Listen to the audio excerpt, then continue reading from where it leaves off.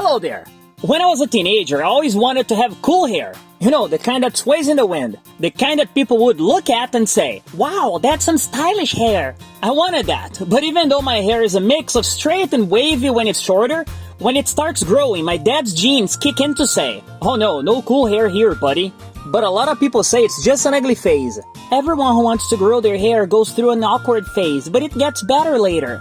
So I decided to believe them and let my hair grow for the first time. When I was a kid, my mom wouldn't allow it. So as a teenager, I claimed that now I was in charge of my life, and I'd let my hair grow, period. So the hair started growing, and yes, the ugly phase arrived. I'd look in the mirror and say, "Wow, that's really ugly." And on top of being ugly, I acted pathetically like a robot because my routine with my hair was to comb it back after a shower and then stay at home for a while before it dried. Because when it dried after being combed back for a few hours, it actually looked okay, but only under those conditions. But because it looked really bad when it was combed back, I wouldn't show up in public because it was truly atrocious. And even at home, not to mess up the process, I walked and moved around without moving my neck. So my hair would dry that way and look good when it did. My brother always made a point of saying how awful my hair looked, but I pretended not to take him seriously, though deep down I knew he was right. Oh, and to make it worse, I can't forget to mention that at that time I also had pimples. Important for the context here.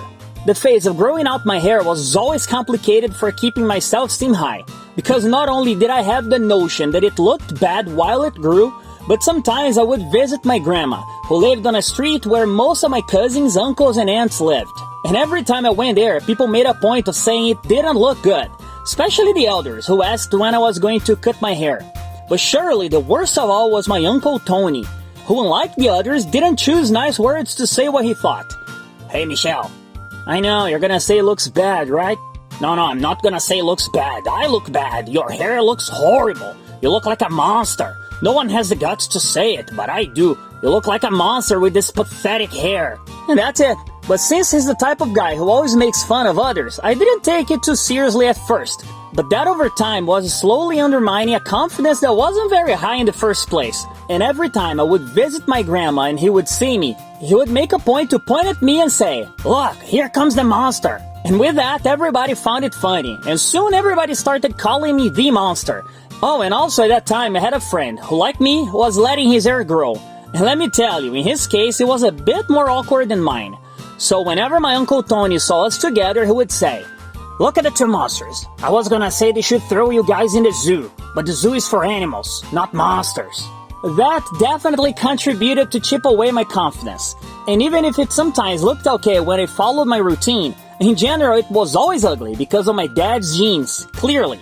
And after a while going through this ugly phase that seemed like an eternity back then, one of my aunts came up to me and said, "Hey Michelle, I heard you're going on a trip and are you sure you don't want to get your hair cut?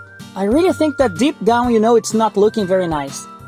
By then I was just fed up with the ugly hair and all the mockery, and then I said, Okay, I'll get a haircut.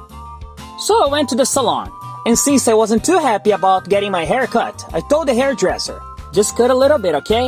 But apparently that idiot understood it as leaving just a little, because when it finished I had the shortest hair I've ever had in my life. And not only was it short, but it was ridiculously bad. To this day, I swear, I've never had a haircut as terrible as that one. It really looked like Jim Carrey's hair in Dumb and Dumber, you know? In the end, I went from looking like a monster with long hair to having very short hair, but still looking like a monster.